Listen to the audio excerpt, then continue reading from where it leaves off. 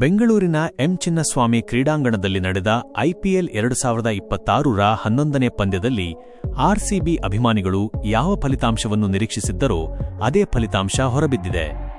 High voltage ಕದನದಲ್ಲಿ 5 ಬಾರಿಯ champion Chennai super Kings ತಂಡವನ್ನು ಎದುರಿಸಿದ್ದ ಹಾಲಿ champion RCB 43 ರನ್ಗಳ ಭಾರೀ ಅಂತರದ ಗೆಲುವು ದಾಖಲಿಸಿತು.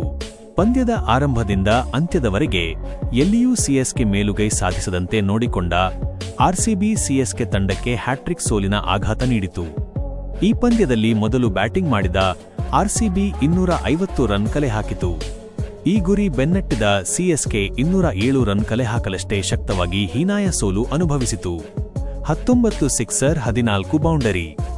ಕಳೆದ ಆವೃತ್ತಿಯಲ್ಲಿ ತನ್ನ ತವರು ಮೈದಾನವಾದ ಎಂ ಚಿನ್ನಸ್ವಾಮಿಯಲ್ಲಿ ನಡೆದ ತನ್ನ ಮೊದಲ 3 ಪಂದ್ಯಗಳಲ್ಲಿ ಸೋತಿದ್ದ ಬೆಂಗಳೂರು ತಂಡ ಈ ಬಾರಿ 2 ಪಂದ್ಯಗಳಲ್ಲಿ ಜಯ ಸಾಧಿಸಿತು.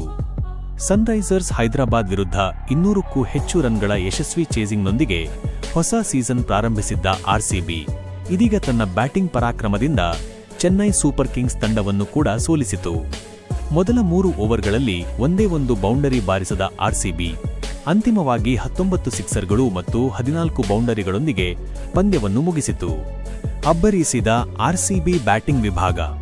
ನಿಧಾನಗತಿಯ ಆರಂಭದ ನಂತರ ವಿರಾಟ್ ಕೊಹ್ಲಿ ಮತ್ತು ಫಿಲ್ ಸಾಲ್ಟ್ 4ನೇ ಓವರ್ನಿಂದ ತಮ್ಮ ಮ್ಯಾಜಿಕ್ ತೋರಿಸಲು ಪ್ರಾರಂಭಿಸಿದರು.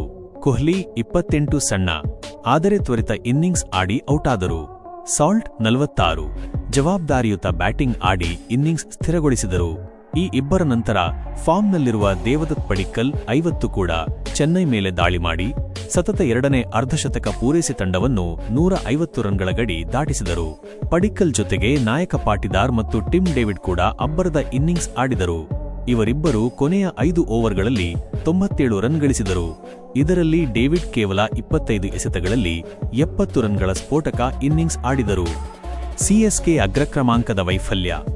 ಈ ಬೃಹತ್ ಗುರಿ ಬೆನ್ನಟ್ಟಿದ ಸಿಎಸ್ಕೆ ಹಿಂದಿನ 2 ಪಂದ್ಯಗಳಂತೆ ಈ ಪಂದ್ಯದಲ್ಲೂ ಕಳಪೆ ಆರಂಭ ಕಂಡಿತು.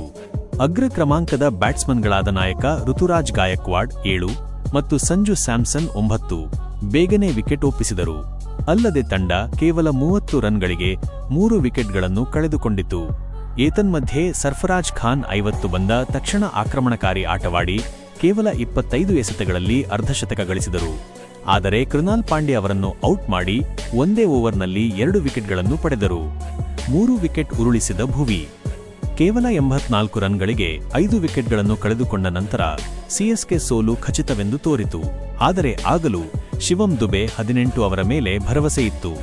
ಆದಾಗ್ಯೂ ಅವರು ಕೂಡ 108 ರನ್ಗಳಿಗೆ ಔಟಾದರು.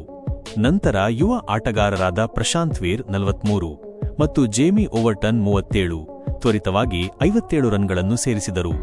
ಆದರೆ ಭುವನೇಶ್ವರ ಕುಮಾರ್ ಈ ಪಾಲುದಾರಿಕೆಯನ್ನು ಮುರಿಯುವ ಮೂಲಕ ಎಲ್ಲಾ ಭರವಸೆಗಳನ್ನು ಕೊನೆಗೊಳಿಸಿದರು.